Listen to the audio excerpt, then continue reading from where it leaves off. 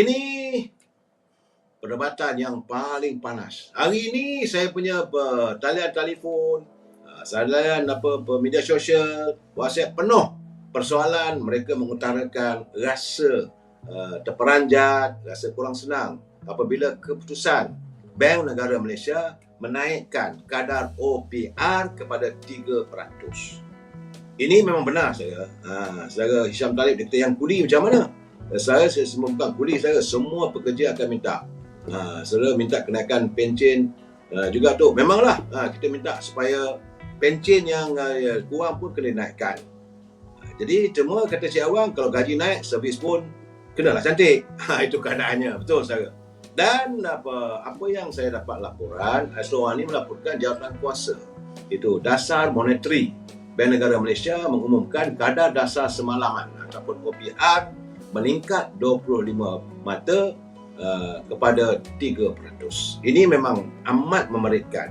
Sebab itu menurut kenyataan daripada Ahli Majlis Tinggi UMNO, Saudara Syam Jalil, beliau memohon agar Yang Berhormat Menteri Kewangan yang juga Perdana Menteri Datuk Seri Anwar Ibrahim dapat mempertimbangkan keputusan tersebut kerana seandainya apabila Bank Pusat menaikkan kadar OPR-nya pada kadar 3%, maka hutang-hutang rakyat juga akan meningkat. Jadi bayaran rakyat pada bulanan pada bank juga akan meningkat. Jadilah keadaan begini, rakyat akan merasakan apakah kerajaan mau menjaga kepentingan bank daripada rakyat yang ramai. Itu persoalannya saudara. Jadi kalau bolehlah kita mohon jasa baik Yang Berhormat Perdana Menteri segera campur tangan sebelum kadar ini berlanjutan leluasa dia punya pelbagai persoalan. Ini berhubung dengan OPR, kadar faedah semalaman. Nampak tak besar, tapi kesannya begitu besar pada rakyat. Contoh, kalau OPR naik, bank juga akan meningkatkan harga faedahnya, bayaran ansuran bulanan, sewa bayaran pembelian rumah, pembelian kereta, ataupun kad kredit ataupun hutang dengan bank akan meningkat bulanannya. Dan ini tentulah akan menekan kehidupan rakyat. Saya harap agar Yang Berhormat Perdana Menteri tolonglah prihatin. Jangan ditambah lagi derita rakyat kerana kerajaan perpaduan memang bertekad untuk menangani derita rakyat. Tapi kalau OPR diberi kebebasan meningkatkan kadarnya. Ini apa yang berlaku di Amerika. Akhirnya saudara, bank pun boleh ditutup. Itu keadaannya. Rakyat sudah dalam keadaan yang tertekan saudara. Dan sebab itu menurut Syam Jalil, beliau mahu agar Yang Berhormat Datuk Seri Anwar Ibrahim memikirkan, diminta untuk campur tangan.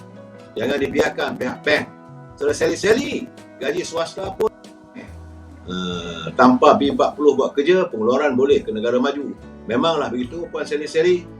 Kita memperjuangkan Azli Nordin, kaki tangan kerajaan lah yang paling banyak kerajaan tanggung pencen. Sebab itu tentu apakah anda perasan atau tidak. Jadi sekarang begitu Puan Nuriah Ibrahim dia kata tinggi OPR, kadar faedah semalaman tinggi, kata Puan Nuriah Ibrahim. Saya harap Puan Nuriah melalui Pergerakan Wanita UMNO Malaysia tolonglah perjuangkan. Begitu juga Saudara Syam Jalil perjuangkan persoalan ini dan kemukakan ajukan pandangan rakyat, pandangan warga yang bukanlah nak menentang. Kita rasa keputusan Bank Negara meningkatkan OPR ini adalah sesuatu yang tidak wajar di saat negara berada dalam suasana ekonomi yang muruk. Itu persoalannya saudara. Saudara Izam, jangan. Kenapa anda menuduh begitu? Ya betul saudara Azmi Omar, kerana pusing kok mana pun katanya akhirnya rakyat yang tertekan. Inilah keadaannya dan saya haraplah agar keadaan ini dapat diperbaiki. Saudara, itu cukuplah bagi saya sebab nak ulang lebih saya bukan pakar ekonomi. Tapi keyakinan saya kalau kadar OPR meningkat, pastinya bayaran ansuran bulanan pada bank, bayaran faedah pada bank dan sebagainya menekan kehidupan rakyat. Rakyat sekarang ni RM10 pun nak kira tambah-tambah lagi. Saat-saat ini rakyat dah berhabis dah musim sambutan hari raya. Nak menghadapi hari depan, pendapatan bertambah berkurangan, itu keadaannya. Tolonglah prihatin pada rakyat.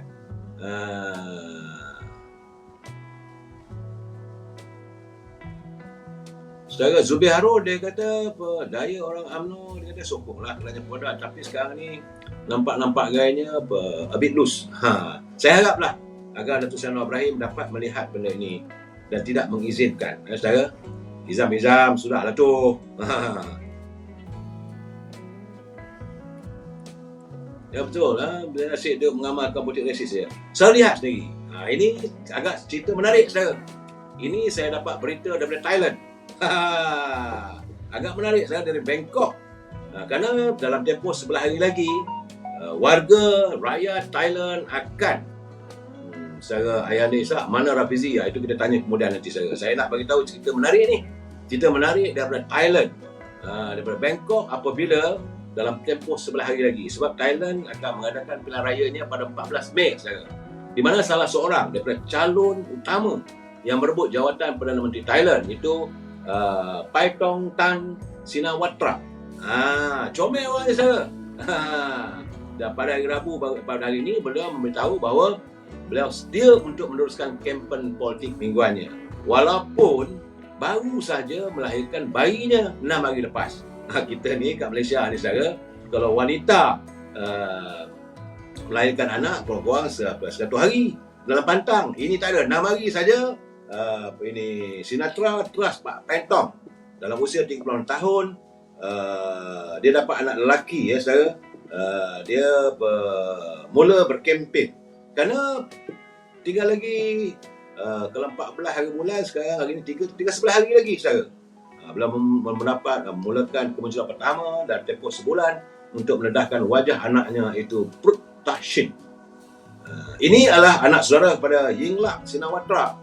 Beliau merupakan wakil parti Herpeutai yang kini mendahului dalam undian semasa. Kerana beliau pernah mencatat kemenangan dalam setiap pilihan raya sejak tahun 2001, termasuklah 2 kemenangan besar. Jadi Thailand sekarang ni bakal melakukan perubahan di mana parti Tiutai adalah satu-satu kata jawapannya katanya. Man Jamaluddin, bank ni cerita Yahudi, memanglah membakar rakyat saya. Baik saya, jadi keadaan sekarang ni di Thailand besar kemungkinan Pew, dia dipanggil lebih dikenali dengan Pew, akan mencapai kemenangan. Tetapi boleh jadi seperti negara kita juga saudara. Tidak ada parti politik yang dominan untuk membentuk kerajaan. Maka Pew Thai dia terpaksalah membentuk kerajaannya nanti dengan menyantuni parti-parti lain. Saudara Azinuddin dia kata orang Melayu patut belajar ekonomi balik. Benarlah gitu kan saudara. Saudara Mawi Osman dia kata risau juga Gubernur Bank adalah lantikan zaman Mahdi. Adakah cuba untuk merosakkan pentadbiran perpaduan? Wallahualam, saya tak tahu Saudara Mawi. Saya sentiasa ceria saudara bila saya tengok ramai hadis, cerialah saya. Jadi Saudara Zubir Harun dia kata Perdana Menteri biarkan saja bank negara naikkan OPR. Ini seolah Perdana Menteri has no say. PM no grip, PM no control of the country. Itu katanya saudara. Jadi kita akan menanti apakah keputusan pada 14 Mei nanti. Bolehkah Paetongtarn daripada Shinawatra, anak kepada Thaksin, boleh mencapai kejayaan membentuk kerajaannya. Kalau tak nanti, kalau Thailand lebih kurang begitu. Dan jangan lupa saya, negara Indonesia juga sedang mula menghampiri musim pemilu, iaitu pemilihan presidennya. Relax bro, dia kata atuk bila nak sama PMX, tak tahulah saya saudara, itu urusan mereka. Cuma sekarang ni kenyataan ini jelas. Menurut Presiden UMNO Datuk Seri Zahid Hamidi, beliau menyatakan bahawa UMNO tidak terlibat sama sekali dalam sebarang bentuk konspirasi untuk menolak kerajaan perpaduan dalam waktu terdekat. Beliau sebelum ini menegaskan soal isu pengampunan dan Najib perlu dipisahkan, tak boleh dicampur adukkan. Kerana itu urusan ke bawah duli yang Pertuan Agong dan Lembaga Pengampunan. Sebab sekarang ini banyak timbul desas-desus pertukaran kerajaan semakin hangat dikatakan dalam gosip politik. Jadi sebab itu selaku Presiden UMNO Barisan Nasional yang bersetuju untuk membentuk kerajaan perpaduan ini peringkat awal dahulu, beliau menjelaskan bahawa UMNO Barisan Nasional tidak terlibat sama sekali dalam mana-mana konspirasi untuk menukar kerajaan. Kita dipahamkan saudara sekarang ni macam-macam saudara. kononnya ada sokongan daripada Sabah, ada sokongan daripada ahli parlimen dari Sarawak. Semua ini sebenarnya saya tak tahulah apa tujuan mereka. Banyak pihak sebenarnya bagi saya. Mungkin saya nak jelaskan ini andaian saya. Sebab Bob Rafizi dulu sembang kencang dah jadi menteri. Apa cerita? Itu pulanglah. Nanti satu ketika saya nak jumpa dengan Rafizi dah. Mungkin sidang parlimen nanti saya. Tapi bagaimanapun saya nak santun ni keadaan politik hari ini saya. Kerana banyak pihak sebenarnya terlupa kenapa isu pertukaran kerajaan ini digemburkan sekali lagi. Apakah ini merupakan satu tindakan untuk menekan kerajaan pimpinan Datuk Seri Anwar Ibrahim ini untuk meneruskan tindakan. Kerana saudara jangan lupa, banyak orang lupa, saya tak lupa saudara, tanggal 8 Mei nanti, saudara, mantan Ketua Perangan Parti Peribumi Bersatu iaitu saudara Wan Saiful, ahli Parlimen Tasik Gelugor, akan mula berulang alik ke mahkamah. Saudara, bab separuh bila perhimpunan perpaduan pada tanggal 14 hari bulan. Tapi 8 hari bulan Mei ni saudara, jangan lupa hari ni 3-5 hari lagi, itu Wan Saiful akan mula turun naik ke tangga mahkamah dalam tuduhan-tuduhan yang jenayah Kuala Putih. Diikuti juga pada 17 Mei, iaitu sekitar dalam 14 hari lagi, 2 minggu, kes Teo Wee Cheng yang akan mula dibicarakan dalam tuduhan-tuduhan yang telah pun ditetapkan oleh Suruhanjaya Pencegahan Rasuah. Sementara tanggal 26 Mei, ini yang penting kerana pengerusi Perikatan Nasional Tan Sri Muhyiddin akan mula berada di kandang orang yang dituduh di mahkamah atas beberapa tuduhan jenayah Kuala Putih. Mungkin saudara, begitu juga pada 29 Mei, saudara menantu pada Tan Sri Muhyiddin yang juga Ketua Bahagian Parti Bersatu Segambut, Adam Radlan, bakal turut berada di kandang orang yang kena tuduh. Jadi semua ini saya rasa menjadikan mereka semakin meroyan. Sebab itu sekarang ni masanya untuk mewujudkan suasana begini. Apakah ini mau menekan kerajaan? Wallahualam bisawab saya. Sebab itu sekarang ni kononnya adanya nombor 126, ada pula yang katakan 220. Mana ada logiknya? Takkanlah 220 ahli parlimen semua setuju tak bersama dengan Sri Anwar Ibrahim. Takkan tinggal Sri Anwar Ibrahim dengan isterinya Dr. Wan Azizah. Ini semua cerita mengarut saudara.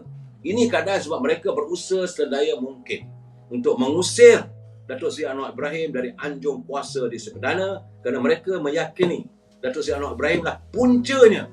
Maka mereka sudah mula dibawa ke muka pengadilan. Banyak lagi akan terbongkar saudara. Ini mungkin nak jadikan satu usaha tekanan pada Sri Anwar Ibrahim.